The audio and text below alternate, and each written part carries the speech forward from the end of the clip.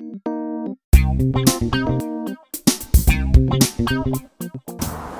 എല്ലാവർക്കും പ്രിയ സ്റ്റിലൈറ്റ്സിലേക്ക് സ്വാഗതം. എല്ലാവർക്കും സുഖമാണെന്ന് വിശ്വസിക്കുന്നു. ഇന്ന് ഞാൻ വന്നിരിക്കുന്നത് ഒരു വട്ടയപ്പത്തിന്റെ റെസിപ്പി ആയിട്ടാണ്. വളരെ സിമ്പിൾ ആയിട്ട് നല്ല ടേസ്റ്റോട് കൂടി നല്ല പഞ്ഞി പോലത്തെ വട്ടയപ്പം എങ്ങനെയാണ് ഉണ്ടാക്കുന്നതെന്ന് നമുക്ക് നോക്കാം. പിന്നെ ഈ ചാനൽ ഇതുവരെ സബ്സ്ക്രൈബ് ചെയ്യാത്തവരൊന്ന് സബ്സ്ക്രൈബ് ചെയ്തേക്കണം. വീഡിയോ ഇഷ്ടപ്പെടുകയാണെന്നുണ്ടെങ്കിൽ ലൈക്ക് ചെയ്യണം, ഷെയർ ചെയ്യണം. അപ്പോൾ നമുക്ക് വീഡിയോയിലോട്ട് പോകാം.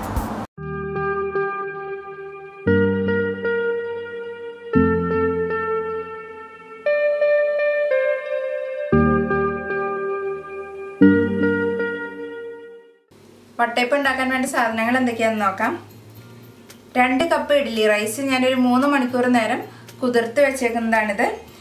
എനിക്ക് 3 മണിക്കൂർ കൊണ്ട് തന്നെ നന്നായിട്ട് കുതിർന്ന് കിട്ടിയിട്ടുണ്ട്. ഒരു 3-4 മണിക്കൂറിനുള്ളിൽ തന്നെ ഇത് റെഡിയാവും. ഞാൻ ഇഡ്ഡലി റൈസാണ് എടുത്തേക്കുന്നതെന്നുള്ളൂ. സാധാരണ നിങ്ങൾ പലഹാരം ഉണ്ടാക്കാൻ ഉപയോഗിക്കുന്ന ഏത് തരം അരിയാണോ അതെടുത്താലും മതി. സാധാരണ പച്ചരിയാണെങ്കിൽ അതായാലും മതി. പഞ്ചസാര 3/4 കപ്പ് എടുത്തിട്ടുണ്ട്. ഇത് ഞാനൊരു മീഡിയം മധുരത്തിലാണ് ഉണ്ടാക്കുന്നത്. നിങ്ങൾക്ക് മധുരം കൂടുതൽ വേണമെന്നുണ്ടെങ്കിൽ 1 കപ്പ് വരെ ഉപയോഗിക്കാം. 1.5 കപ്പ് തേങ്ങാപ്പാൽ എടുത്തിട്ടുണ്ട്.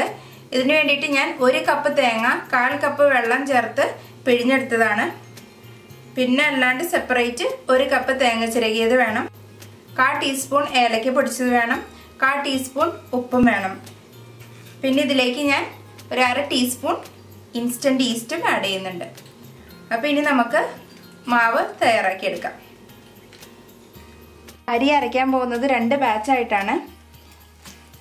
അപ്പോൾ ഈ അരിയുടെ ഒരു പകുതി കൂടുതൽ ഞാൻ മിക്സിയിലോട്ട് ഇട്ടിട്ടുണ്ട്. ഈ അരി അരയ്ക്കാൻ പോകുന്നത് വെള്ളത്തിലല്ല, തേങ്ങാപ്പാൽ ചേർത്തിട്ടാണ്. അപ്പോൾ ഞാൻ കുറച്ച് തേങ്ങാപ്പാൽ ഇതിലോട്ട് ഒഴിക്കുകയാണ്.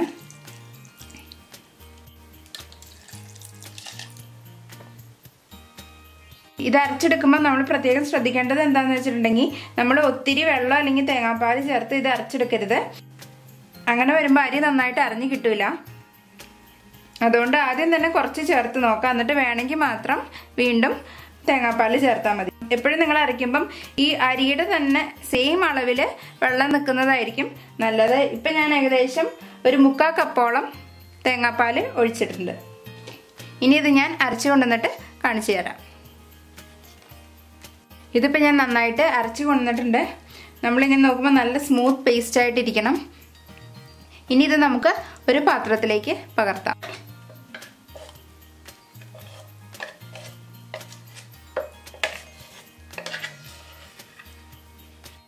ഇനി ഇതിൽ നിന്ന് നമുക്കൊരു 2 ടേബിൾ സ്പൂൺ മാവെടുത്ത് ഒന്ന് കുറുക്കിയെടുക്കണം.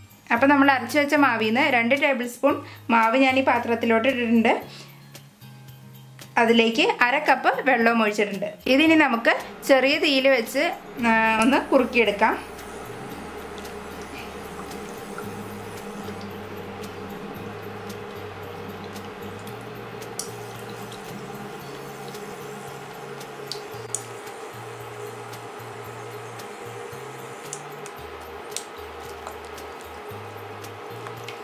ഇത് നന്നായിട്ട് കുറുകി വന്നിട്ടുണ്ട്.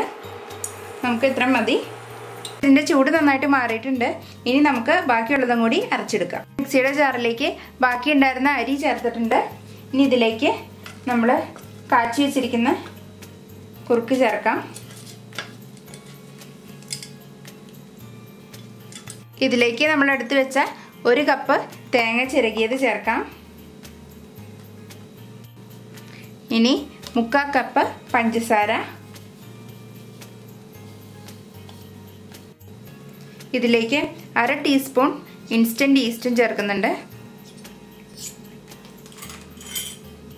ഇനി നമുക്ക് ആവശ്യത്തിന് തേങ്ങാപ്പാൽ ഒഴിച്ച് ഇത് അരച്ചെടുക്കാം.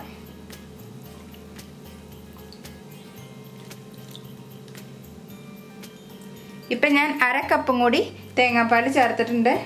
ഇനി ഇത് ഞാൻ അരച്ചിട്ട് വരാം. അപ്പം ഞാൻ അതും കൂടി അരച്ച് കൊണ്ടുവന്നിട്ടുണ്ട്. ഇത് നമുക്ക് ഈ പാത്രത്തിലോട്ട് ചേർത്തിട്ട് മിക്സ് ചെയ്യാം.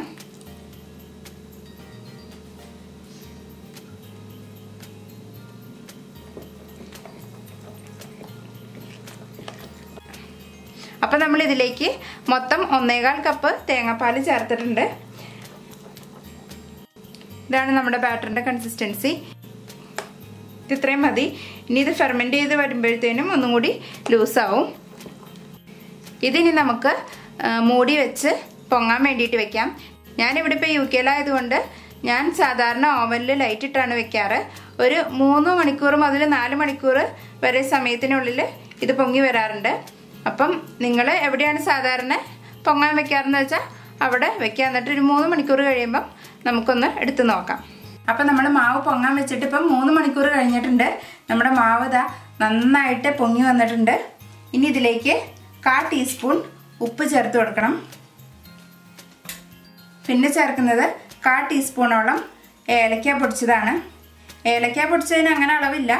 നിങ്ങൾക്ക് ഏലക്കയുടെ ടേസ്റ്റ് എന്തോരം വേണമെന്ന് വെച്ചാൽ അത്രയും ചേർക്കാം.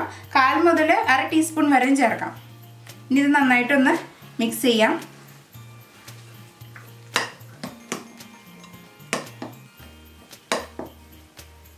അപ്പം ഫൈനലായിട്ട് നമ്മുടെ ബാറ്ററിന്റെ കൺസിസ്റ്റൻസി ഇതാണ്.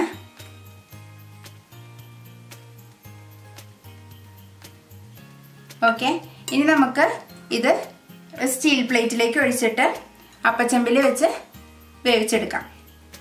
ഞാൻ ഈ സ്റ്റീൽ പ്ലേറ്റിൽ കുറച്ച് എണ്ണ ഒന്ന് തടവിയിട്ടുണ്ട്, അപ്പം പെട്ടെന്ന് വിട്ടു പോരാൻ വേണ്ടിയിട്ട്. ഇനി ഇതിലേക്ക് നമുക്ക് മാവ് ഒഴിച്ചു കൊടുക്കാം. മാവ് എപ്പോഴും ഒഴിക്കുന്നതിന് മുന്നേ ജസ്റ്റ് ഒന്ന് ഇളക്കിയിട്ട് വേണം ഒഴിക്കാനായിട്ട്. ഓരോ വട്ടം അപ്പം ചുടുമ്പോഴും ഇങ്ങനെ ഒന്ന് ഇളക്കിയിട്ട് ഒഴിക്കണം.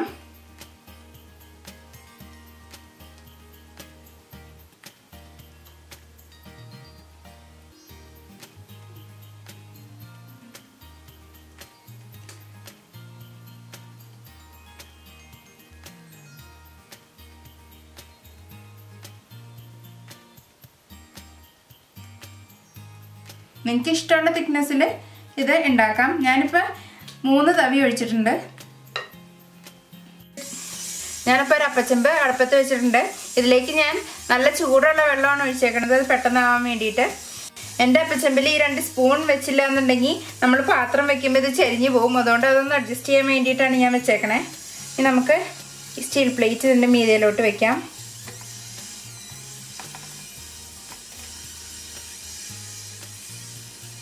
സ്റ്റീൽ പ്ലേറ്റ് എപ്പോഴും നേരെ വെക്കാൻ ശ്രദ്ധിക്കണം. ഇല്ലാന്നുണ്ടെങ്കിൽ നമ്മുടെ അപ്പം ഉണ്ടാക്കി വരുമ്പം ഒരു സൈഡിലേക്ക് ചെരിഞ്ഞിരിക്കും. ഈ അപ്പം വെന്ത് വരാനായിട്ട് 15-20 മിനിറ്റ് എടുക്കും. ഞാനിത് ഒരു മീഡിയം ഫ്ലെയിമിലാണ് വെക്കാൻ പോകുന്നത്. അപ്പോൾ ഇത് നമുക്ക് അടച്ചു വെച്ചിട്ട് വേവിക്കാം. മീഡിയം അല്ല, മീഡിയത്തിനേക്കാളും ഒരു കുറച്ചും കൂടി കൂടുതൽ, മീഡിയം ടു ഹൈ ഫ്ലെയിമിൽ നമുക്ക് തീ വെക്കാം. എന്നിട്ടൊരു 15 മിനിറ്റിന് ശേഷം നമുക്ക് വെന്തോന്ന് നോക്കാം. അപ്പം വെച്ചിട്ട് 15 മിനിറ്റ് കഴിഞ്ഞിട്ടുണ്ട്. അപ്പം നന്നായിട്ട് വെന്ത് വന്നിട്ടുണ്ട്. നമുക്കിനി ഇതൊന്ന് എടുത്ത് നോക്കാം. അപ്പം നമുക്ക് ഈ വട്ടയപ്പം പ്ലേറ്റിൽ നിന്ന് എടുക്കാം. എടുക്കുന്നതിന് മുന്നായിട്ട് സൈഡൊക്കെ ജസ്റ്റ് ഒന്ന് വിടുവിച്ച് കൊടുക്കാം.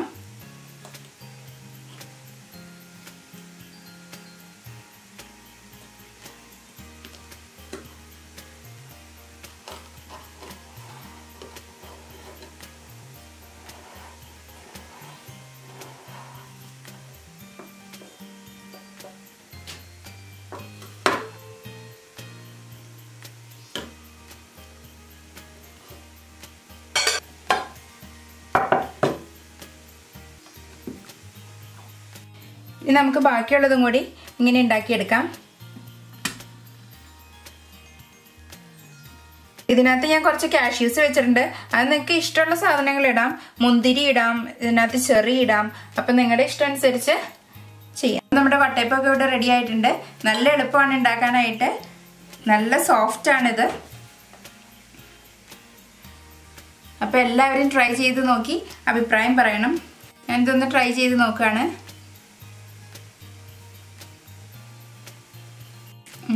നല്ല ടേസ്റ്റ് ഉണ്ട്, നല്ല സോഫ്റ്റ് ആണ്.